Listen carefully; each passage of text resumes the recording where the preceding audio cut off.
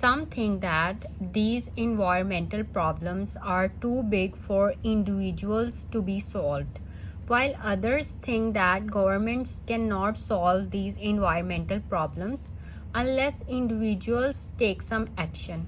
Discuss both views and give your opinion. So there are different types of environmental problems like environmental pollution or any other type of pollution, deforestation and depletion of natural resources.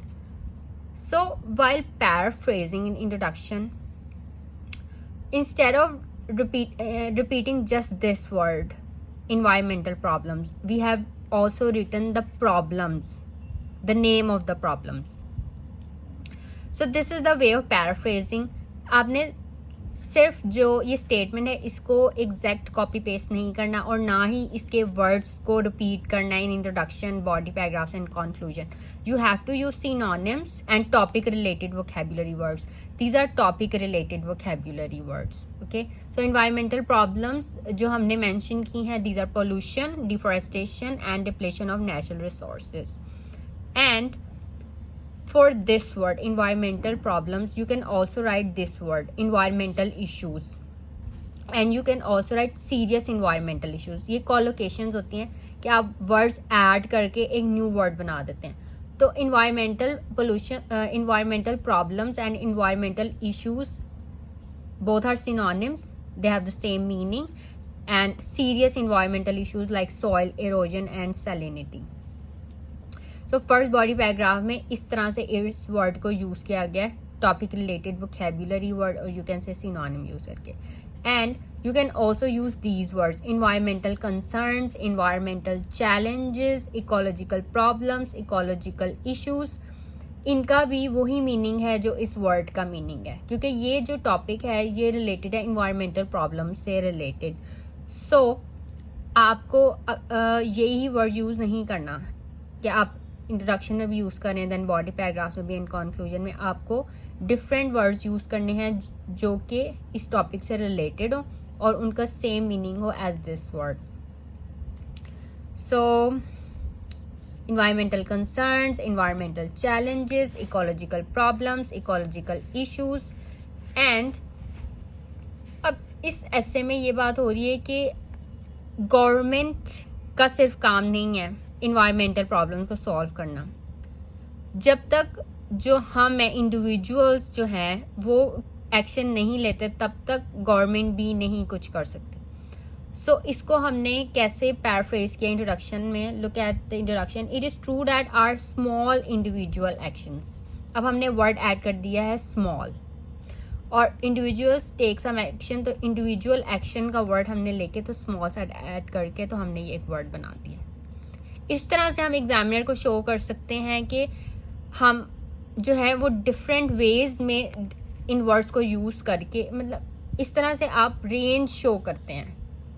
Vocabulary कि आपकी advanced है, ठीक है, vocabulary range आप जो है वो examiner को शो करते हैं. इसी तरह से आप इम्प्रेस कर सकते हैं एग्जामिनर को.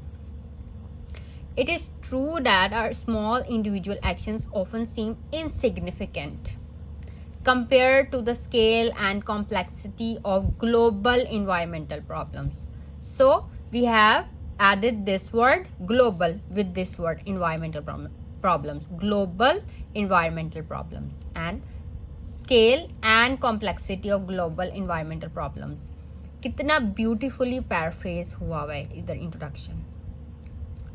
सो आपने इन चीज़ों को समझना है कि पैराफ्रेजिंग किस तरह से करनी है, किस तरह से वर्ड ऐड करके, ये कॉलोकेशंस यूज़ करके आपने मतलब न्यू वर्ड से डिफरेंट वेज से आपने जो है वो पैराफ्रेजिंग करनी है.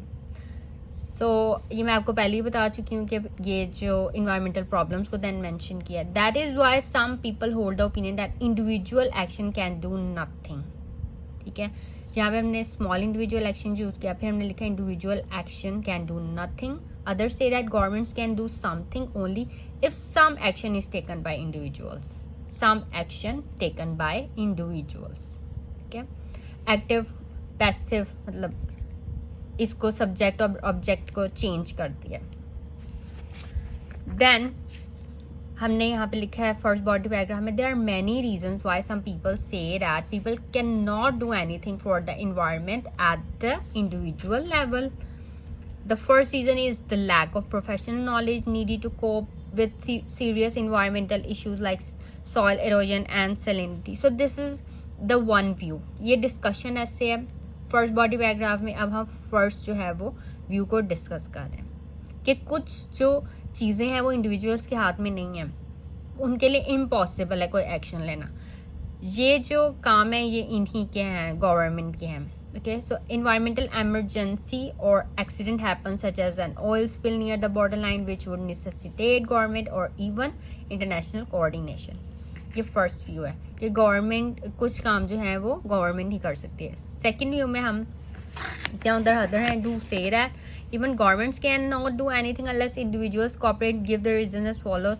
मतलब अगर गवर्नमेंट ने कोई चीज़ बैन की हुई है जैसे प्लास्टिक, तो हम जो है वो प्लास्टिक को यूज़ करना तो छोड़ सकते हैं ना, तो ये तो हमारे हाथ में है. ठीक है, ये सेकंड पॉइंट डिस्कस इसमें हो गया. और अब ये जो थर्ड बॉडी पैराग्राफ है इसमें आपने अपना व्यू देना है. Okay, small actions small as they may be can prove more effective than we realize. आप कोई भी अपना जो है सोचते हैं वो आप देख सकते हैं. ठीक है, देन आपने लिखना है conclusion. So in conclusion, when it comes to environmental problems, individual actions are indispensable in the problem solving process, but the most pressing and the complicated problems go far beyond an individual's capability and so require the concerned effort of the government as well as the people. तो मेरा opinion यही है कि government और जो people हैं मतलब दोनों ही इम्पॉर्टेंट है. गवर्नमेंट एंड इंडिविजुअल एक्शन दोनों की एफर्ट्स जो हैं वो ज़रूरी हैं अगर हम इन्वायरमेंटल प्रॉब्लम्स को सॉल्व करना चाहते हैं. So just read this essay. By using this topic related vocabulary words and synonyms you can write this essay in your own words. और आप इसे आइडियाज़ ले सकते हैं क्योंकि आइडियाज़ भी ज़रूरी होते हैं ऐसे राइटिंग में. इसी तरह स्पीकिंग में भी अगर आपके पास आइडियाज़ नहीं है, आपका एक ओपिनियन नहीं है, तो आप एग्जामिनर को समझ नहीं आएगा कि इस स्टूडेंट का ओपिनियन क्या है क्योंकि वो आपका ओपिनियन मांगते हैं. ठीक है, so that's all for this essay. If you have any questions you can ask me in comments.